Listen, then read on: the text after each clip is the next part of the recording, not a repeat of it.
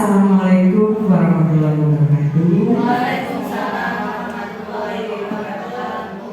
Yang terhormat Ibu Kepala Sekolah, Ibu Emi Sundari SDN Pavilian 1, yang terhormat rekan-rekan guru SDN Pavilian 1 serta Ibu Wali Murid yang saya hormati.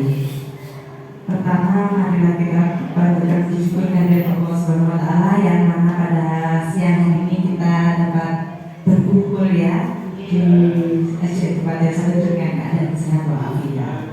Kemudian untuk berikutnya yaitu di sini saya sangat berterima kasih, mengucapkan rasa terima kasih atas kehadiran Bapak Ibu semua di sini.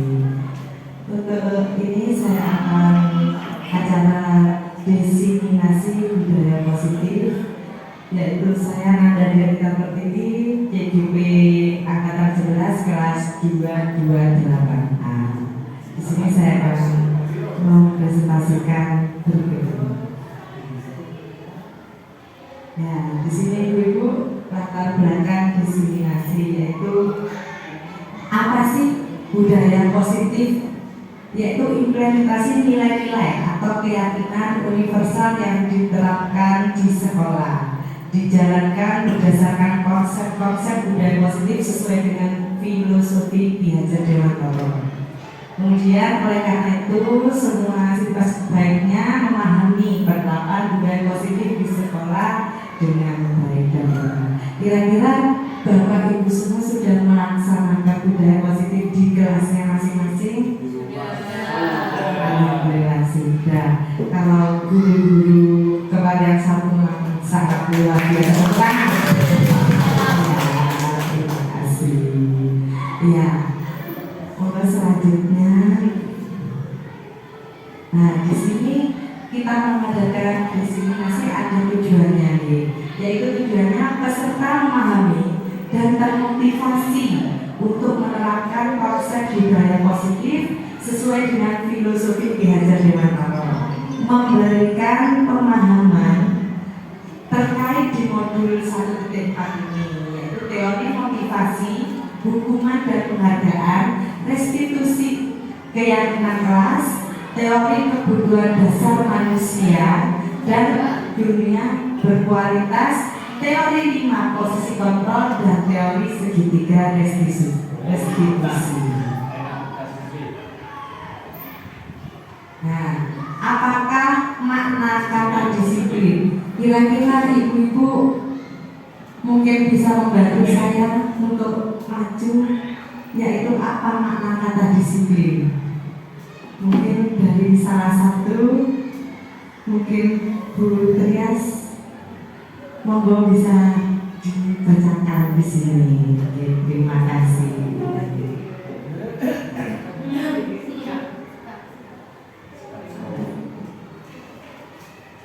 Disiplin artinya belajar. Disiplin diri membuat orang mengenali potensinya menuju sebuah tujuan apa yang dia hargai. Namun dalam budaya kita, makna kata disiplin telah berubah menjadi sesuatu yang dilakukan seseorang kepada orang lain untuk mendapatkan kepatuhan.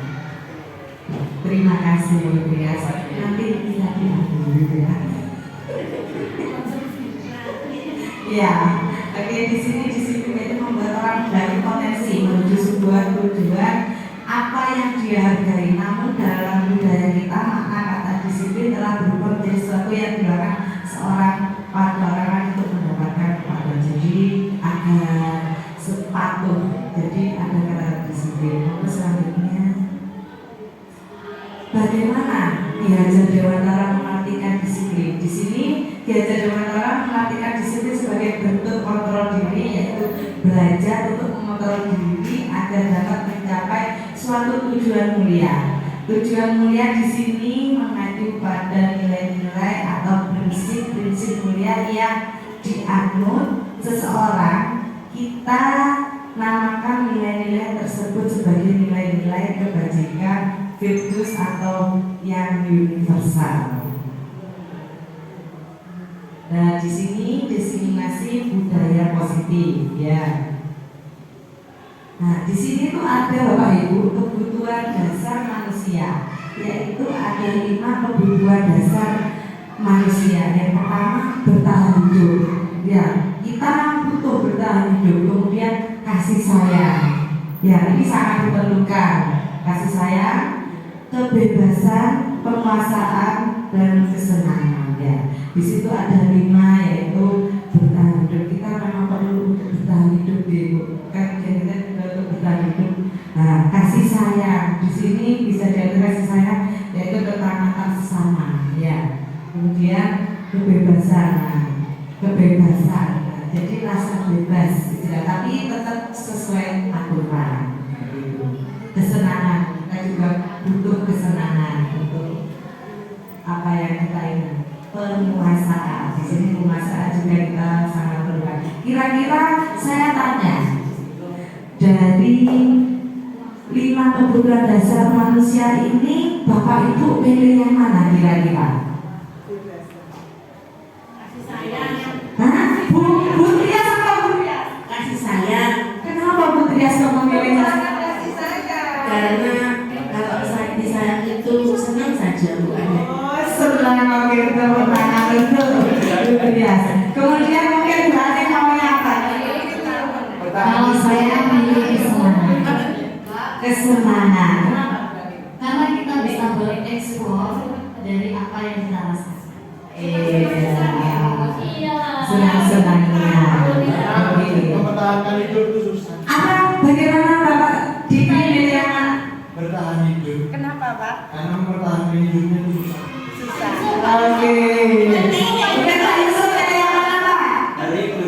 Oh, berarti Lanjut. yang mana? Kebebasan. Kebebasan. Kenapa Pak Wijal pilih kebebasan? Karena manusia itu tidak punya terikat. Oh, manusia itu tidak boleh terikat. Oke. Tapi ya. Oke. Nah, tapi Bapak Ibu semuanya ya, di sini kalau kita milih salah satu itu kayaknya kurang. Dari memang 5 ini memang kebutuhan yang utama. Misal ya, katanya Pak Dikri bilangnya bertahan hidup ya Pak ya. Karena mempertahankan hidup. Itu susah. Tetapi kan Anda juga butuh kasih sayang Bapak. Kalau nggak hidup, gimana kasih sayang? Nggak butuh. Oh gitu ya. Iya, sama kayak itu kesenangan katanya Bu Ane. Jadi dari 5 kebutuhan dasar itu sangat dibutuhkan semua dan saling melengkapi seperti itu. Terima kasih. Bertahan hidup itu. Nah, di sini, nah ini yang tadi katanya Pak Dikri, tahan hidup. Kebutuhan bertahan hidup, survival berkaitan dengan sifat fisiologis, di antara makan, tempat untuk berlindung, beristirahat, keamanan, kesehatan dan lain-lain. Kesimpulan Manusia dapat memenuhinya dengan makan, minum, tidur hingga olahraga. Olahraga ya Pak Dikri ya? Konsep-konsep. Berarti apa itu? Dari mati takut lapar itu. Berikutnya kasih sayang. Nah ini butuhnya tadi yang pilih kasih sayang. Iya.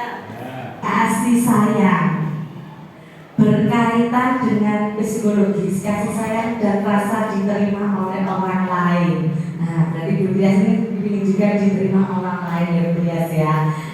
Memiliki peran penting dalam membangun interaksi dengan lingkungan sekitar. Hal ini mengindikasikan kebutuhan akan hubungan dengan relasi sosial kekeluargaan, sahabat, teman, pasangan, teman kerja atau kelompok. Kebutuhan ini melibatkan ketulusan, kehangatan, ya, kehangatan di dalamnya. Dalam hal ini anak butuh kasih sayang diterima oleh di lingkungannya. Kadang-kadang kan ada anak peserta didik yang kadang yang belum diterima di lingkungannya seperti itu.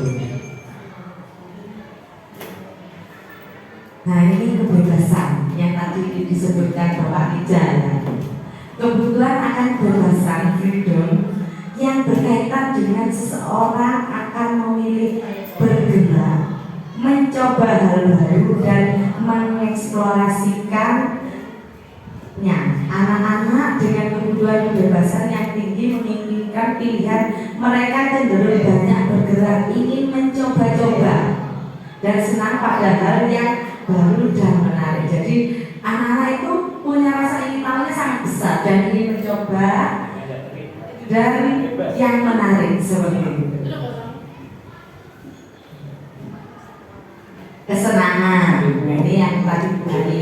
Setiap manusia memiliki kebutuhan untuk merasa senang, sehingga berupaya untuk mencari kesenangan. Anak merasa senang ditandai dengan perasaan gembira, antusiasme, dan tertawa. Kita butuh tertawa? Coba kita tertawa bersama-sama.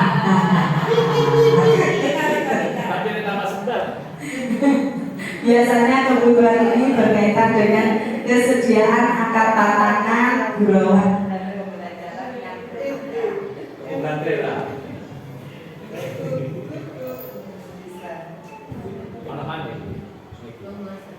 penguasaan. Di sini kebutuhan ini berkaitan dengan kekuatan untuk menanggapi seseorang menjadi terlihat kompeten. Ya, di sini berprestasi memimpin, terampil dengan dan diakui. Hal ini menunjukkan bahwa seseorang membutuhkan pengakuan atas kemampuan memiliki harga diri serta dianggap berpengaruh dalam kelompok. Ya, jadi di sini sangat berpengaruh dalam kelompok.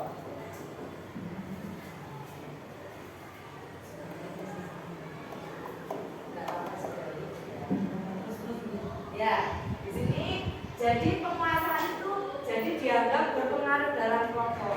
Kira-kira mungkin yang paling yang kuat, yang strong. Oke, terima kasih Bu Mami. Ya. Nah, mengapa guru harus memenuhi kebutuhan siswa? Harus apa enggak kira-kira Ibu? Harus, ya. Dari sini tujuan dari mengidentifikasi atau memetakan kebutuhan belajar murid berdasarkan profil pelajar adalah untuk memberikan kesempatan kepada murid untuk belajar secara natural, ya, secara alami dan efisien. Namun demikian, sebagai guru, kadang-kadang kita secara tidak sengaja cenderung memilih gaya belajar yang sesuai dengan gaya belajar. Kira-kira ibu-ibu punya trik sendiri gaya belajarnya untuk mengajar kepada peserta didik? Ada ya, ada trik tersendiri biar anak itu bisa menarik, ya seperti itu. Lanjut ya. Nah, bagaimana cara kita memetakan kebutuhan peserta didik dalam pendidikan? Yaitu satu, ada evaluasi pra-pengetahuan. Sebelum mengajar, guru dapat melakukan penilaian awal terhadap pengetahuan, keterampilan, dan pemahaman peserta didik terhadap mata pelajaran yang akan diajarkan. Hal ini akan membantu menentukan pemahaman awal mereka dan mengidentifikasi area yang perlu ditingkatkan. Yang kedua, komunikasi dengan peserta didik. Kita itu sangat penting ya. Komunikasi dengan peserta didik apa? Biar kita tahu bagaimana bicara langsung dengan peserta didik untuk mempelajari perspektif pembelajaran, kebutuhan dan harapan mereka. Hal ini memungkinkan guru untuk memahami minat dan tingkat pengetahuan peserta didik. Kadang-kadang kita juga harus mengetahui keinginannya mereka itu apa, seperti itu, agar menarik dengan apa yang kita ajarkan. Jadi kita harus lebih memahami karakter peserta didik.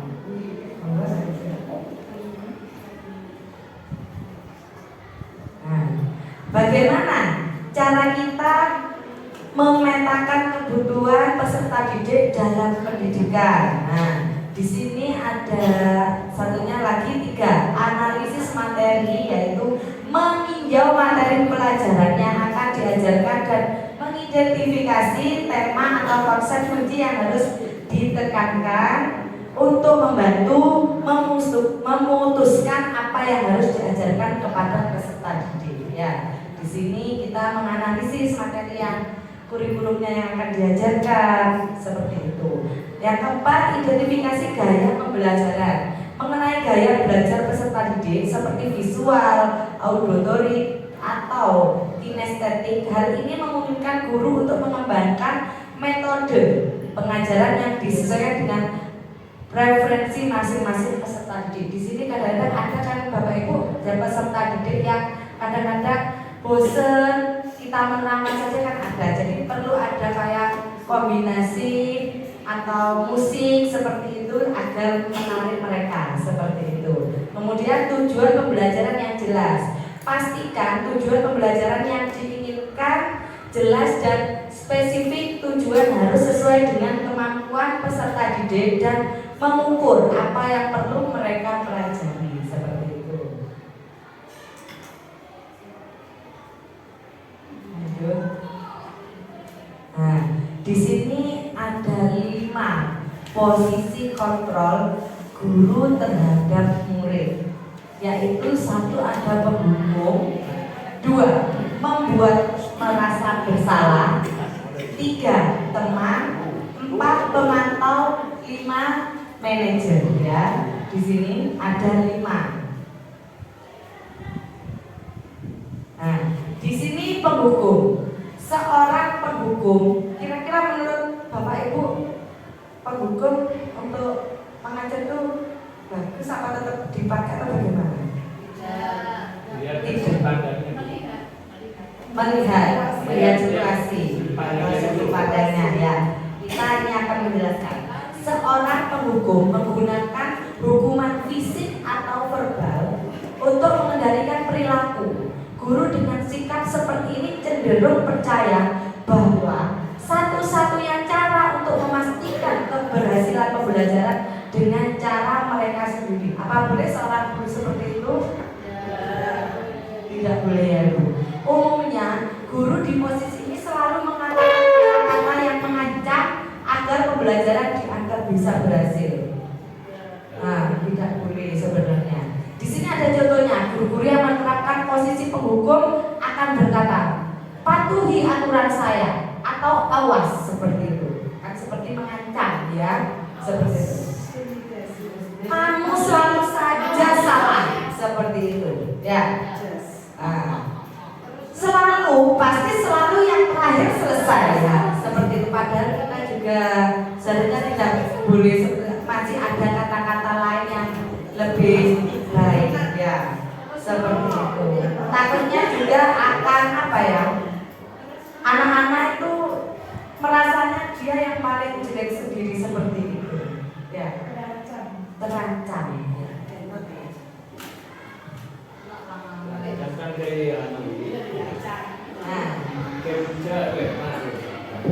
Di sini pembuat merasa bersalah.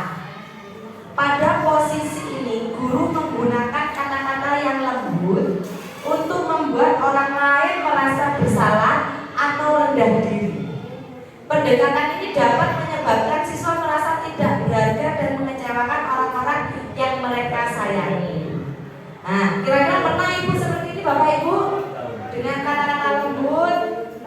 Pernah, ya. Seperti ada contoh juga di sini, guru-guru yang menerapkan posisi pembuat merasa bersalah akan berkata biasanya, ibu sangat kecewa dengan kamu, seperti itu, ya. Tapi walaupun pelan ada penekanannya, ya, seperti itu.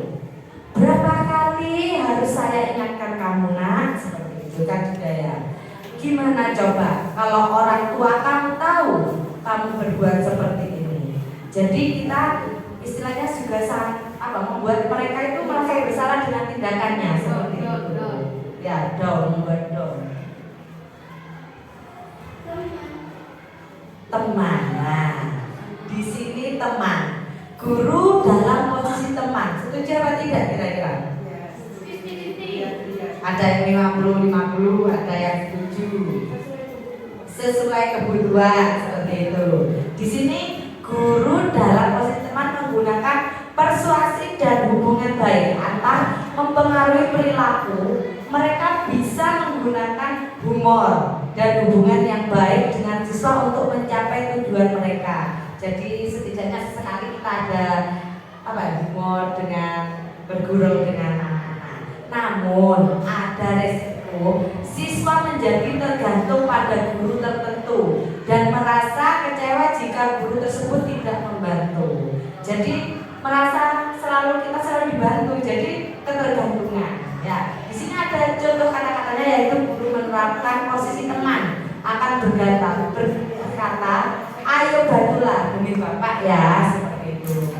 Yang berikutnya, ayo ingat tidak bantuan bapak selama ini, jadi mengukir bantuan bapak selama ini. Ya sudah, kali ini tidak apa-apa, nanti ibu bantu bereskan, seperti itu. Nah, di sini ada pemantau. Seorang pemantau adalah orang yang menjaga ketertiban dengan memberlakukan hukuman atau akibat. Guru dengan posisi ini cenderung melihat perilaku siswa dan menggunakan bukti-bukti tersebut untuk membuat keputusan tentang tindakan apa yang perlu diambil. Ini ada contohnya, yaitu katakan guru berkata, peraturannya apa? Pernah Bapak Ibu seperti itu? Ayo sekarang peraturannya apa? Kemudian apa yang telah kamu lakukan? Kan seperti itu ya. Sanksi apa? Atau konsekuensinya apa? Seperti itu ya. Nah, di sini manajer, yaitu guru yang memposisikan diri sebagai manajer cenderung bersikap kolaboratif dengan siswa untuk menemukan solusi atas masalah perilaku. Yaitu juga ada posisi kontrol, manajer juga akan menciptakan lingkungan belajar yang kondusif dan memotivasi murid untuk belajar. Juga sebagai manajer, guru akan membimbing siswa untuk mengatur diri dan bertanggung jawab atas tindakannya sendiri. Pendekatan ini mendorong siswa untuk menjadi mandiri dan bertanggung jawab. Peran guru sebagai manajer, seorang guru dengan fungsinya sebagai pengajar, pendidik dan pembimbing diperlukan adanya berbagai peranan pada diri guru. Peranan guru ini akan senantiasa menggambarkan pola tingkah laku yang diharapkan dalam berbagai interaksinya, baik dengan siswa, sesama guru maupun dengan staf yang lainnya, yaitu Sardiman 2000. Nah, di sini ada contohnya, kata-kata posisi manajer akan berkata apa yang kita yakini. Nah, kembali ke keyakinan kelas. Kemudian, apakah kamu meyakininya? Jika kamu meyakininya, apakah kamu bersedia memperbaikinya? Jika kamu memperbaiki ini, hal ini menunjukkan apa tentang dirimu. Dan yang terakhir, apa rencana kamu untuk memperbaiki hal ini? Di sini tugas guru sebagai seorang manajer ya. Jadi tugas guru sebagai seorang manajer bukan untuk mengatur perilaku seseorang, tetapi membimbing murid untuk dapat mengatur dirinya.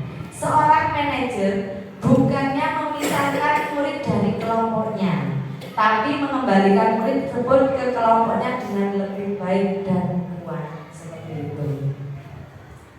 Nah, di sini ada bagaimana cara mendisiplinkan murid. Nah, di sini mungkin ada Bapak Ibu yang membantu saya membacakan ini. Mungkin Bapak Yusuf monggo maju bantu saya untuk membacakan ini, bagaimana cara mendisiplinkan murid. Monggo Pak. Baca aja.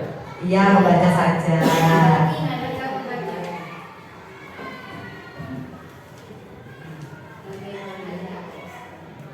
Bagaimana cara mendisiplinkan murid? Nomor 1, menjadi contoh dan panutan yang baik.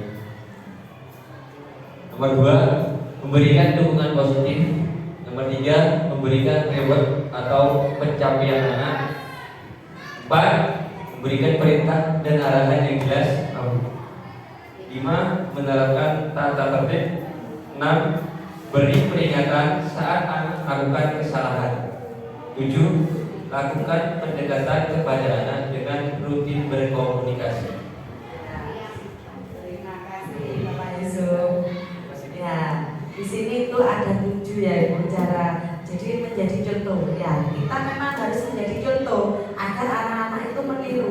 Kalau kita menjadi contoh yang tidak baik, anak-anak akan tidak baik juga seperti itu. Memberikan dukungan positif ya, dengan kata-kata yang baik seperti itu ya. Memberikan reward yaitu penghargaan atas pencapaian anak. Penghargaannya itu walaupun kita tidak beri hadiah tapi kita berikan pujian itu juga termasuk reward. Memberi perintah dan arahan jelas ya. Jelas itu kita akan harus selalu memberikan arahan yang baik untuk anak didik kita. Kemudian menerapkan tata tertib. Di sini kan di sekolah juga ada tata tertib yang harus kita patuhi dan kita terapkan. Yang keenam, memberi peringatan saat anak melakukan kesalahan. Nah, kita juga harus memberikan peringatan. Jadi tidak langsung tiba-tiba kita menghukum atau ngomong kasar terhadap anak saat melakukan kesalahan. Tapi kita memberikan peringatan dulu dengan kata-kata yang baik. 7. Lakukan pendekatan kepada anak dengan rutin berkomunikasi ya. Kita itu jangan sampai cuek ke anak ya. Kita harus saling punya komunikasi. Istilahnya kalau ada anak yang diam, itu kita ajak. Kenapa? Seperti itu kita harus menanyakan seperti itu. Ya. Nah, di sini pesan untuk Bapak Ibu guru, jadilah manajer, jangan menjadi penghukum. Kira-kira setuju dengan kata-kata seperti ini? Setuju. Oke, terima kasih. Untuk berikutnya, di sini buatlah lingkungan sekolah yang ramah anak. Berikanlah pelayanan dan penanganan yang lebih tepat dalam menghadapi masalah siswa. Memang pada zaman sekarang siswa itu banyak sekali, banyak macam karakter yang berbeda-beda dan juga tapi kita harus bisa lebih tepat dalam menghadapi masalah siswa tersebut. Nah, di sini ada gambar hukuman. Kalau melihat hukuman mesti anak selalu diapakan itu? Dipukul ya. Jadi pikirannya mindsetnya hukuman selalu dipukul dan ada konsekuensinya. Jadi anak itu jadi menangis. Cara apa yang Anda pakai kira-kira untuk mengajar?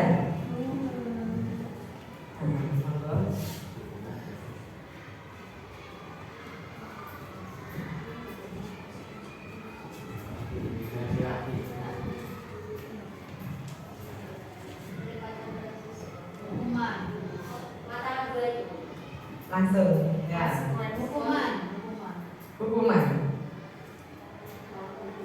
Cara apa yang Anda pakai? Ada yang hukuman, ada yang konsekuensi. Konsekuensi ya. Coba kita slide berikutnya.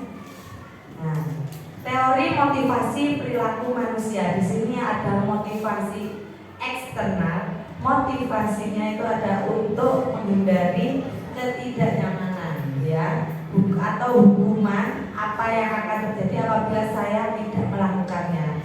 Di situ untuk mendapatkan imbalan dari orang lain, institusi apa yang akan saya dapatkan apabila saya melakukannya.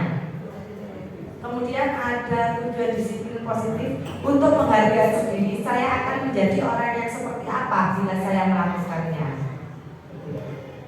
Nah, di sini ada contoh ya. Yaitu hukuman dan konsekuensinya ini ada contoh. Iva kurang menguasai pelajaran matematika sehingga pada saat pembelajaran tersebut berlangsung dia lebih banyak berdiam diri atau menggambar di buku pelajarannya. Pernah Bapak Ibu menemukan anak yang seperti ini tidak fokus pelajaran tapi dia fokus sama hal lain seperti itu. Pada saat guru matematikanya namanya Pak Seno menanyakan pertanyaan Iva menjadi gugup. Ivanya menjadi gugup karena dia tidak merespon dengan pertanyaannya materinya tadi dan tak sengaja menjatuhkan tasnya dari kursi serta tiba-tiba menjadi gagap pada saat berupaya menjawab. Seluruh kelas pun tertawa melihat perilaku Iva yang berbicara tergagap dan terkejut tersebut. Pak Seno pada saat itu membiarkan teman-teman IFA menertawakan IFA yang tergagap dan malu luar biasa, dan malahan minta IFA untuk maju ke depan dan berdiri di depan kelas sambil menunjuk hidungnya karena tidak bisa menjawab pertanyaan Pak Seno. Kelas makin gaduh dan anak-anak pun tertawa melihat IFA di depan kelas memegang ujung hidungnya. Nah, itu baru sebuah cerita. Nomor 1, apakah Anda setuju dengan tindakan Pak Seno terhadap IFA? Kira-kira mengapa? Ada yang bisa menjelaskan? Menjatuhkan mental anak, yaitu membuat apa? Malu, ya seperti itu, dan ditertawakan teman-temannya. Yang kedua, menurut Anda tindakan Pak Seno terhadap IFA adalah sebuah hukuman atau konsekuensi? Kira-kira hukuman. Kenapa kok disebut hukuman? Maju sambil menunjukkan hidungnya, memegang hidungnya, seperti itu.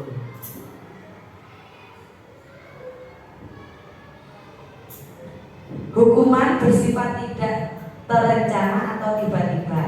Anak atau murid tidak tahu apa yang akan terjadi dan tidak dilibatkan. Hukuman bersifat satu arah dan pihak guru yang memberikan dan murid hanya menerima suatu hukuman tanpa melalui suatu kesepakatan atau pengarahan dari pihak guru, baik sebelum ataupun sesudah. Hukuman yang diberikan bisa berupa fisik maupun psikis. Murid atau anak disakiti oleh satu perbuatan atau kata-kata. Biasanya kan ada ya kata-kata atau ucapan yang juga menyakiti anak-anak seperti itu. Walaupun kadang-kadang tidak sengaja maksudnya ya. Konsekuensi sudah terencana atau sudah disepakati, sudah dibahas dan disetujui oleh murid dan guru. Umumnya bentuk-bentuk konsekuensi dibuat oleh pihak guru sekolah dan murid sudah mengetahui sebelumnya konsekuensi yang akan diterima bila ada pelanggaran. Pada konsekuensi murid tetap dibuat tidak nyaman untuk jangka waktu pendek. Konsekuensi bisa diberikan berdasarkan satu data yang umumnya dapat diukur seperti itu. Nah, di sini ada sebuah tindakan guru, hukuman atau konsekuensi ya. Di sini Bapak Ibu saya minta tolong menuliskan, mencatat kira-kira nanti itu mencatat 100 kali di dalam buku kalimat saya tidak akan terlambat lagi karena terlambat sekolah. Kira-kira itu hukuman atau konsekuensi kira-kira ya. Nah, hukuman. Sekarang yang berikutnya saya minta tolong untuk hukuman apa? Jadi ini coba nanti ditempelkan ke depan seperti itu.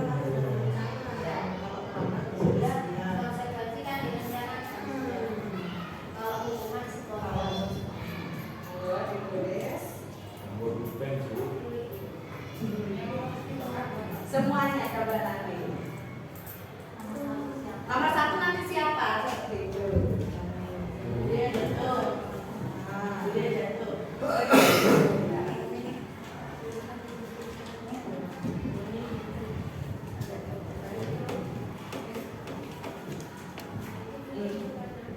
Itu pertanyaannya ada.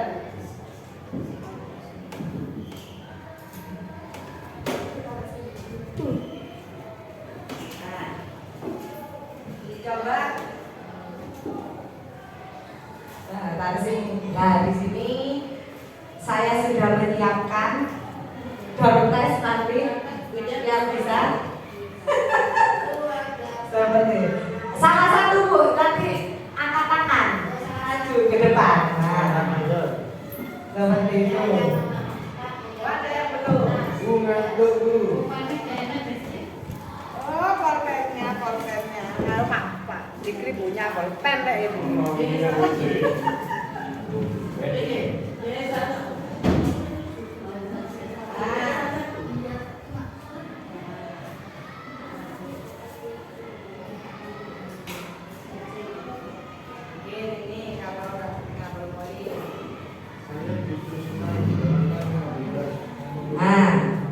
Jadi coba ditempel, tidak apa-apa. Tidak apa-apa, satu yang milih yang mana kira-kira? Oke. Tidak apa-apa, ini ada lagi Bu. Ada itu Pak pilihannya, hukuman atau konsekuensi kira-kiranya itu. Ini berbeda.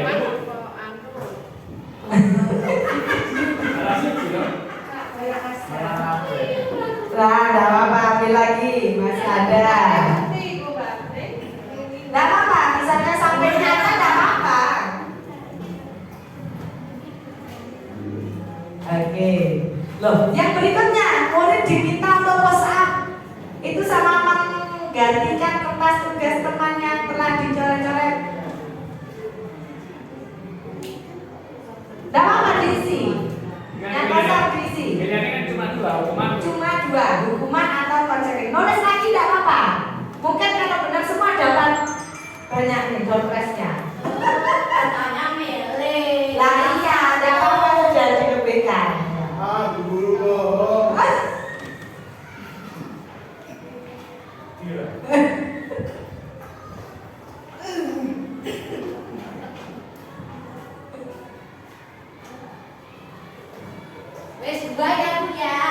Iya juga.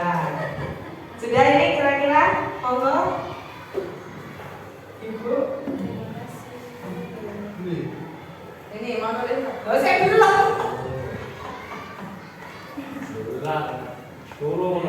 Nah, di sini ada tulisan Bapak Ibu semua di sticky note-nya, yaitu di sini mencatat 100 kali di dalam buku dengan kalimatnya, yaitu saya tidak akan terlambat lagi. Menulisnya 100. Di situ ada jawabannya konsekuensi. Nah, yang berikutnya lari mengelilingi lapangan basket 2 kali karena terlambat hadir di sekolah. Di situ ada jawabannya konsekuensi. Berikutnya murid diminta untuk push up 15 kali karena tidak menggunakan masker ke sekolah. Itu hukuman semuanya. Tiga-tiganya jawabannya itu hukuman. Push up ya. Kalau push up termasuk apa? Hukuman fisik ya, seperti itu ya. Menggantikan kertas tugas teman yang telah dicoret-coret. Di situ ada konsekuensi, dua-duanya konsekuensi. Membersihkan tumpahan air di meja tulis karena tersenggol saat belajar, itu konsekuensi. Murid disuruh untuk tidak mengenakan sepatu seharian, 1 hari, karena tidak mengenakan sepatu hitam. Di situ ada tulisannya hukuman. Lari mengelilingi lapangan basket 2 kali karena terlambat 10 menit untuk pelajaran PJUK. Di situ tulisannya konsekuensi. Coba kita cek yuk berikutnya. Nah, di sini nomor 1 yaitu hukuman. Karena apa Ibu? Anak-anak kan menulis sampai 100 kali. Hukuman, misal kita cuma menulis 3 kali, cuma 3 kalimat mungkin masih bisa. Nah, itu hukuman. Ya, dan saya betul berarti yang nomor 1 salah semua ya. Salah semua, ini saya ambil berarti. 2.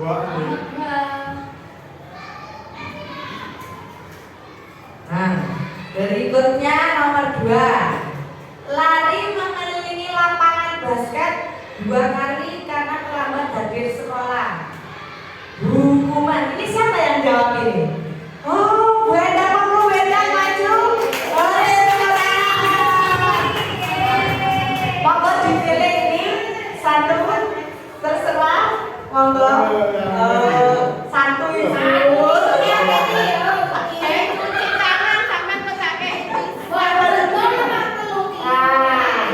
Di sini yang ketiga, murid diminta untuk push up 15 kali karena tidak menggunakan masker ke sekolah. Nah, ini jawabannya hukuman. Betul semua, siapa tadi ya?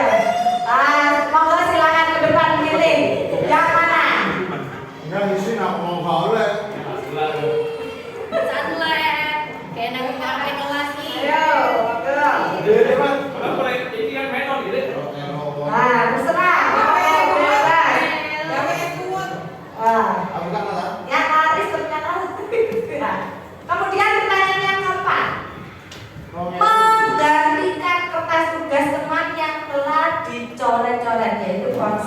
konsekuensi. Ya, semua dua. Maju lagi. Silakan. Siapa mau pilih boleh? Silakan.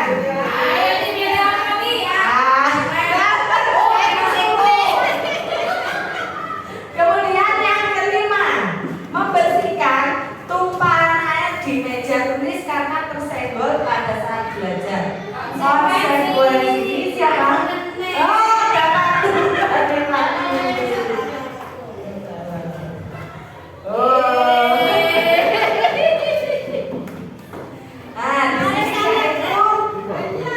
Berikutnya, murid disuruh untuk tidak mengenakan sepatu seharian di sekolah karena tidak mengenakan sepatu hitam, yaitu hukuman. Monggo siapa hukuman? Ya, lari. Monggo maju. Iya. Silakan memilih. Ya. Oke, seperti itu. Tepuk tangan. Yang terakhir ya, yang terakhir.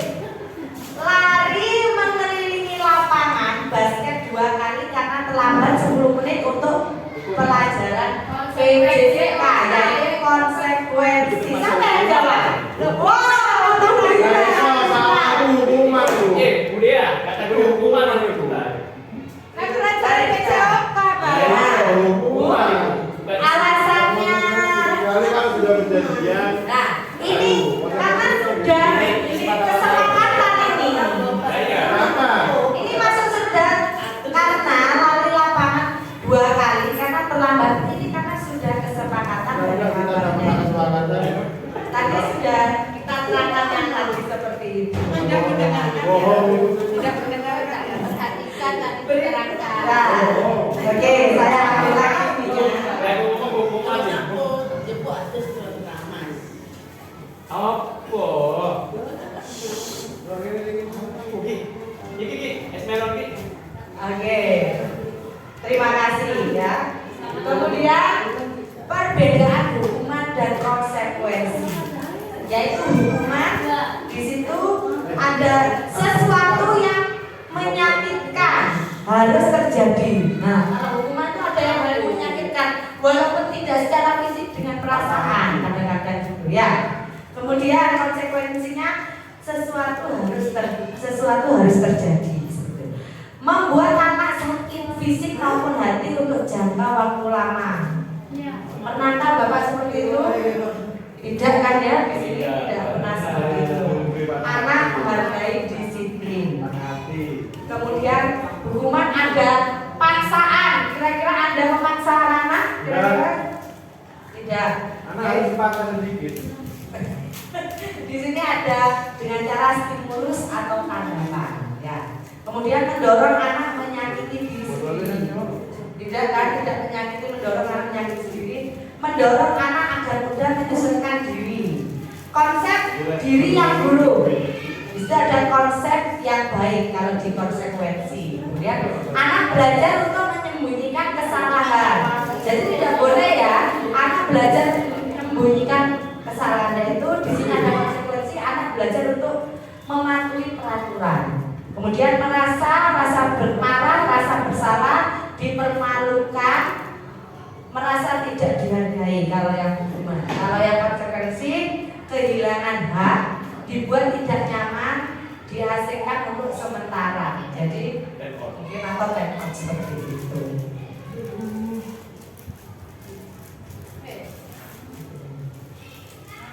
Nah, di sini ada restitusi, yaitu Bapak Ibu. Restitusi adalah proses menciptakan kondisi bagi murid untuk memperbaiki kesalahan mereka. Jadi ada prosesnya Ibu memperbaiki kesalahan mereka, sehingga mereka bisa kembali pada kelompok mereka dengan karakter yang lebih kuat.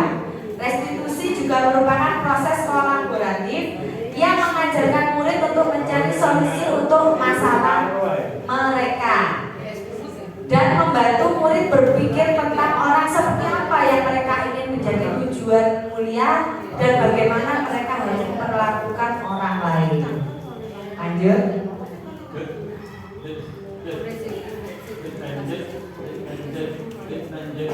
Kuning lagi.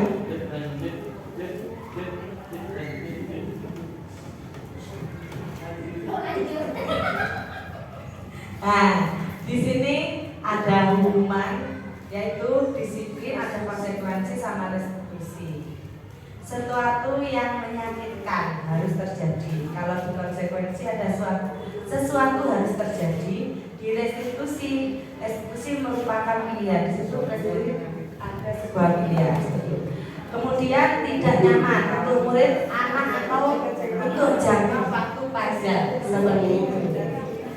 Nah, ada tidak nyaman untuk murid, anak untuk jangka panjang di sini ya. Kemudian berikutnya peraturannya adalah kamu harus, ya, kata-katanya. Kalau di konsekuensi disiplinnya ada apa peraturannya? Mampukah kamu melakukannya? Terima kasih. Kita jangan lupa harus mengucapkan kata terima kasih ya kepada anak-anak. Kemudian restitusinya, apa yang kamu yakini, apa yang bisa kamu lakukan untuk memperbaiki masalah ini, seperti itu. Nah, di sini ada 9 ciri-ciri restitusi. Nah, di sini mungkin ada yang mau bantu saya untuk membacakan. Monggo,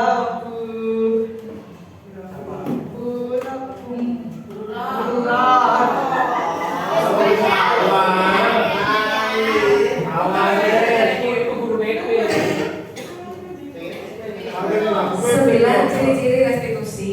1. Bukan untuk menebus kesalahan, namun untuk belajar dari kesalahan. 2. Memperbaiki hubungan. 3. Tawaran bukan paksaan. 4. Restitusi menuntut untuk melihat ke dalam diri. 5. Restitusi mencari kebutuhan dasar yang mendasari tindakan. 6. Restitusi diri adalah cara yang paling baik. 7. Restitusi fokus pada karakter bukan tindakan. 8. Restitusi fokus pada solusi. 9. Restitusi mengembalikan murid yang berbuat salah pada kelompoknya.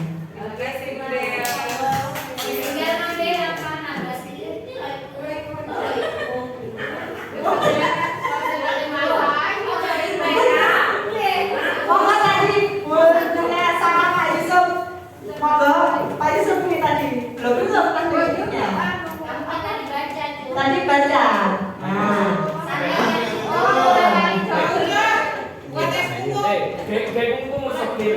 Milih boleh yang mana terserah. Oh, di sini keyakinan kelas. Kira-kira Bapak Ibu ada keyakinan kelasnya? Ada. Biasanya tiap kelas ada beda-beda. Mungkin ada yang bisa membantu, mungkin Bu Rofi. Kira-kira keyakinan kelasnya itu yang bagaimana sih? Nah, seperti itu. Karena dipaksa gue ini.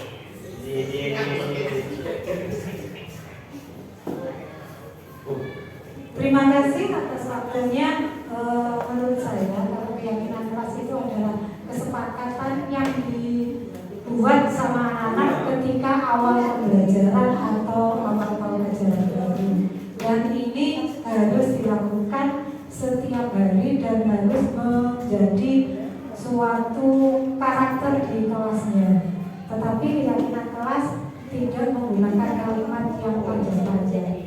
Jadi misalnya kalimat disiplin. Nah, disiplin itu banyak sekali. Misalnya datang tepat waktu, pakai seragam sesuai dengan aturan, kemudian kuku tidak panjang. Terima kasih, monggo Ibu. Terserah, bebas.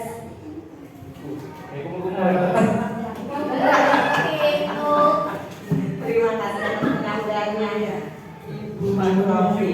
Nah, di sini keyakinan kelas adalah metode untuk menimbulkan kembali disiplin positif yang didasari oleh motivasi dari dalam diri. Implementasi keyakinan kelas dilatar belakangi bahwa ditemukannya beberapa murid yang masih diingatkan untuk melakukan tindakan kebaikan atau kedisiplinan. Walaupun kadang kita sudah membuat keyakinan kelas, juga terdapat anak-anak yang kadang-kadang ada yang melanggar. Tapi kita tidak boleh bosan-bosan untuk selalu mengingatkannya. Mengapa kita perlu membuat keyakinan kelas?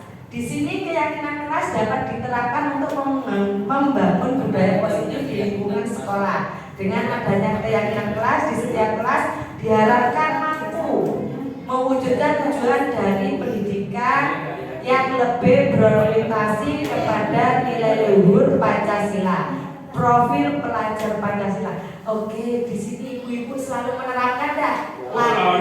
Selalu. Adakah yang hafal lagu profil pelajar Pancasila? Hafal. Nah, coba saya minta dipimpin oleh Ibu Ani. Nah, ini biasanya yang suaranya enak. Ibu Ani. Pakai gerakan ya.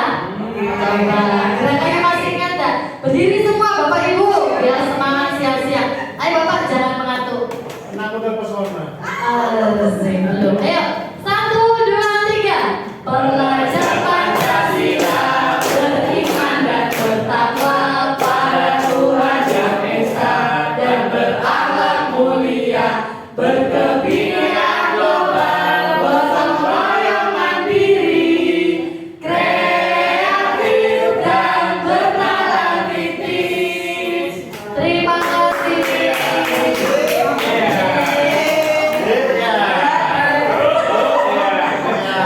Terima kasih.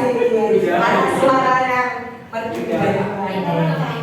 Nah, di sini ada yang membuat keyakinan kelas, yaitu tanyakan pendapat murid tentang masalah dan harapan di kelas. Di sini, jadi kita harus menanyakan kira-kira apa masalah dan harapannya itu apa yang di kelas. Eksplorasi ide dari murid untuk mencapai kelas impian. Jadi kita yang menginginkan kelas memimpikan kelas yang bagaimana, seperti apa. Yang ketiga, ambil kesimpulan dari ide murid.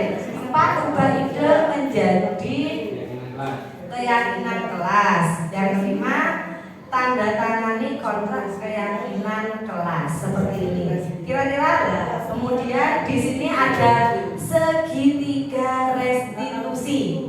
Nah, di situ ada 3, yaitu validasi kebutuhan, menanyakan keyakinan, menstabilkan identitas, yaitu segitiga restitusi. Sudah bentuknya sudah kelihatan segitiga seperti ini. Nah, kamu tentu punya alasan mengapa melakukan itu. Nah, kira-kira kenapa melakukan itu? Kemudian nilai apa yang telah kita sepakati? Kira-kira di kelas itu apa yang disepakati biasanya? Tidak apa biasanya kesepakatan kelas yang itu? Tidak jalan-jalan, tidak buang sampah sembarangan atau rame ya, coret-coret. Kemudian kamu ingin menjadi orang yang seperti apa? Kira-kira ingin jadi orang seperti apa? Seperti mama. Orang yang baik. Seperti mama. Kemudian orang yang seperti apa kira-kira? Menjadi keinginan orang yang seperti apa? Baik, bermanfaat, berguna. Betul. Kemudian adakah cara yang lebih efektif untuk mendapatkan apa yang kamu butuhkan? Iya. Kira-kira ada? Apa Pak? Iya. Kenapa kamu memilih dia? Lebih banyak mendengar daripada berbicara. Oke, seperti itu. Setiap orang pasti pernah melakukan kesalahan, betul? Pasti. Pernah melakukan kesalahan? Pernah. Tapi kalau bisa nanti kita tidak akan mengulanginya lagi. Belajar dari kesalahan seperti itu. Kamu bukan satu-satunya yang pernah melakukan ini. Ya, di situ kan ada biasanya, bukan? Ya, monggo lanjut. Lanjut, ya. Nah, di sini segitiga restitusi merupakan salah satu cara memperbaiki diri untuk mewujudkan disiplin diri. Segitiga restitusi adalah proses menciptakan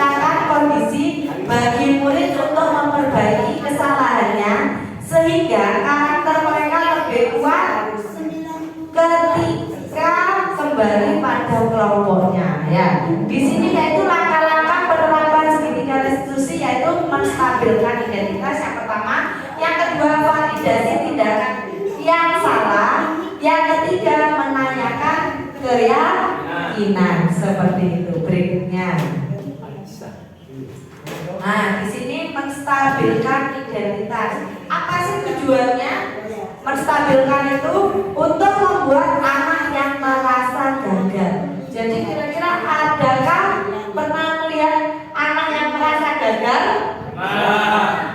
Merasa gagal karena berbuat salah menjadi positif terhadap dirinya. Di sini guru berkata, berbuat salah itu hal yang manusiawi.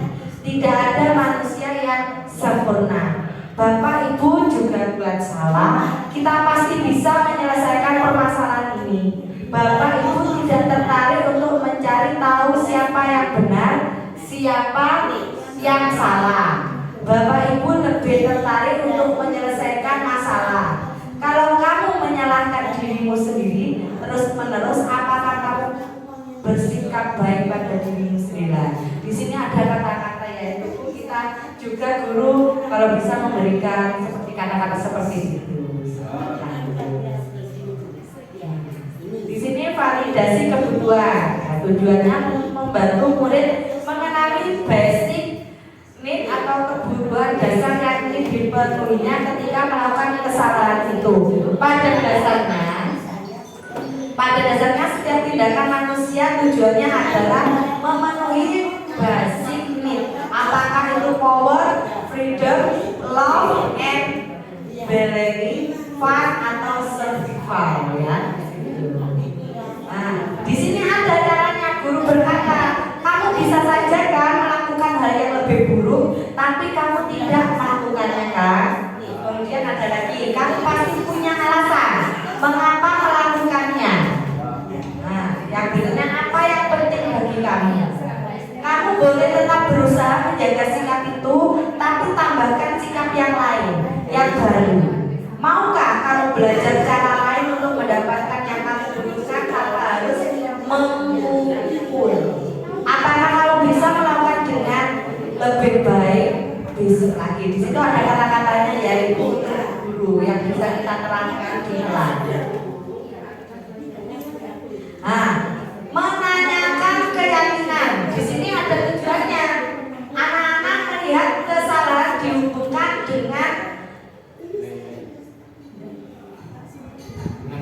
dengan norma sosial dan nilai-nilai yang mendasari manusia berinteraksi dengan orang lain. Di sini ada guru berkata, apa nilai yang kita percaya di kelas atau sekolah kita, kemudian nilai universal apa yang telah kita sepakati, kelas yang ideal itu seperti apa sih kira-kira seperti itu. Kita bisa menanyakan seperti itu lagi.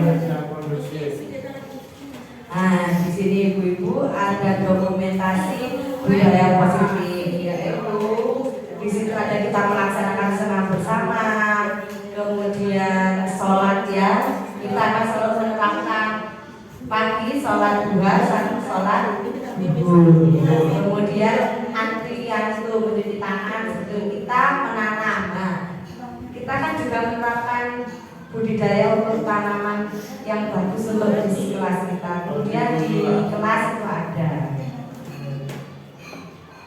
Nah, penerapan pembuatan keyakinan kelas yaitu pelaksanaannya pembuatan keyakinan kelas pada siswa SDN Kebatian 1. Penerapan segitiga restitusi yaitu penerapan segitiga restitusi dalam kegiatan pembelajaran di SDN Kebatian 1. Oke, terima kasih. Salam Ibu bergerak. Terima kasih Bapak Ibu atas semua yang hadir. Saya ucapkan sangat-sangat terima kasih. Sekian dari saya. Wassalamualaikum warahmatullahi wabarakatuh.